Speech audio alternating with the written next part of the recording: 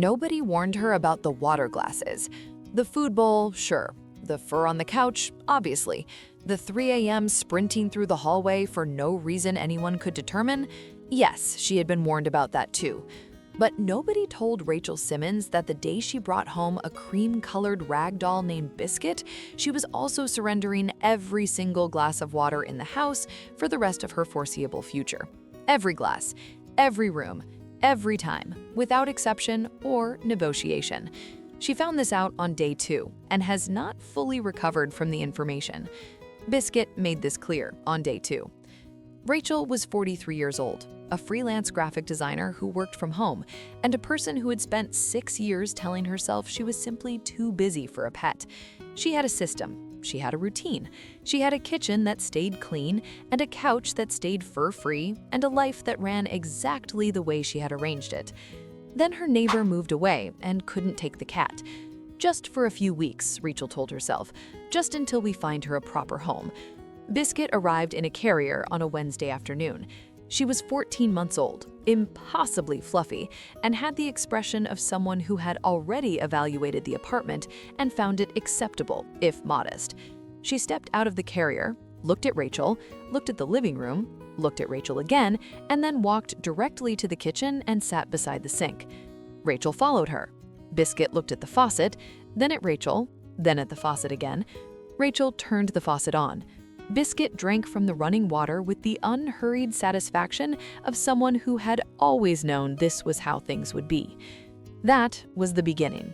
Within 48 hours, Biscuit had conducted a thorough audit of the apartment and issued her findings.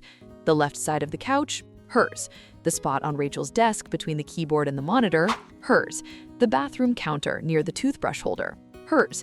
And every single glass of water left anywhere in the apartment at any time, regardless of whose hand had poured it, regardless of how recently it had been filled, hers. All of them, without exception, non-negotiable. Rachel started covering her glasses with a small plate. Biscuit learned to remove the plate. Rachel switched to glasses with lids. Biscuit sat beside them and stared at Rachel with the patient certainty of someone who had all day and knew it, until Rachel felt guilty enough to pour a fresh bowl of water, which Biscuit then ignored in favor of waiting for the next unattended glass. Rachel's friend Paula came over for dinner in Biscuit's 3rd week and made the mistake of setting her water glass on the coffee table. Biscuit appeared from nowhere. She sat beside the glass, looked at Paula, then looked at the glass, then, slowly and with complete eye contact, lowered her face toward the rim. Paula looked at Rachel. "Should I?" Paula started. "Too late," Rachel said. I see you're still watching but haven't subscribed yet. That honestly breaks my heart a little. Hit subscribe. You won't regret it. But here is what nobody tells you about ragdolls. They are not aloof. They are not independent. The name is not a coincidence. They go limp when you pick them up. They follow you from room to room like a very fluffy shadow with strong opinions. They want to be where you are, doing what you are doing, preferably in a way that involves some mild inconvenience to you, so you remain fully aware of their presence. Biscuit was always aware of Rachel's presence, and she made sure the reverse was also true. She learned Rachel's schedule within the first week. She knew that 9 a.m. meant the laptop opened, which meant the desk spot was about to become available. She knew that 1 p.m. meant lunch, which meant someone might pour a glass of water and leave it unattended for approximately 4 seconds, which was all the time she needed. She knew that 6 p.m. meant work was ending and the couch was about to be occupied, and she planned her positioning accordingly, with the precision of a cat who took these things seriously.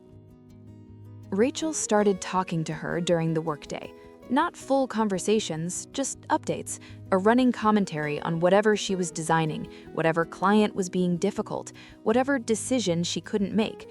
Biscuit would sit on the desk and listen with the focused attention of a very expensive consultant who had not yet decided to share her conclusions. Sometimes Rachel would look up mid-sentence and find Biscuit staring at her with an expression that suggested she had a strong opinion and was choosing, strategically, not to share it yet. 6 weeks in, Rachel had a difficult week. A project fell through, a client she had worked with for 3 years ended the relationship by email on a Tuesday morning without explanation. She closed the laptop at noon and sat on the couch and did not open it again. Biscuit came from the kitchen. She jumped onto the couch, walked across Rachel's lap, turned around twice, and settled. Not at Rachel's feet, not beside her, on her, directly on her. 14 pounds of Ragdoll distributed across Rachel's legs with the totality of a cat who had assessed the situation and determined that full physical contact was the appropriate response. Rachel put her hand on Biscuit's back. Biscuit started purring, loud, the kind of purr you can feel in your chest.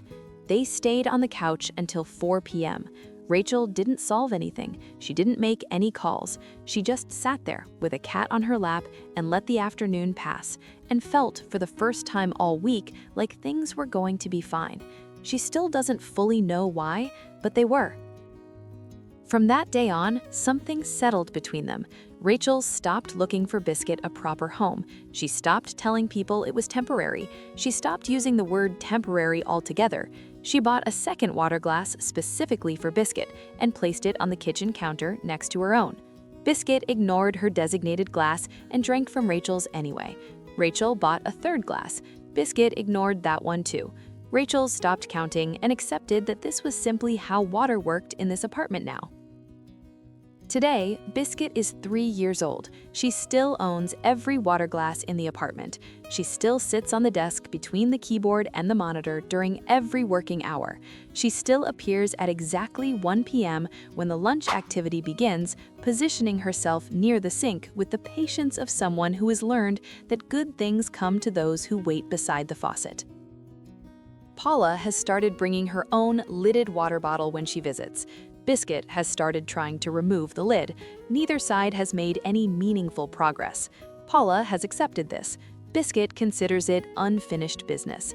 And Rachel, the woman who had a system and a routine and a life that ran exactly the way she had arranged it, will tell you that it still runs exactly the way she arranged it. She simply arranged it around a 14-pound Ragdoll who drinks from her water glass and has never once apologized for any of it.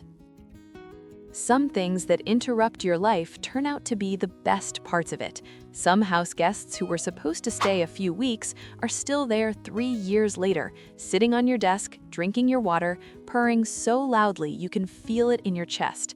If you're thinking about adopting, consider the ones who arrive with opinions already formed, the ones who walk in and immediately begin rearranging things. They are not difficult, they just know what they want, and sometimes what they want is you. Is this love or is this a hostile takeover? Would you share your water glass with Biscuit? Tell me in the comments.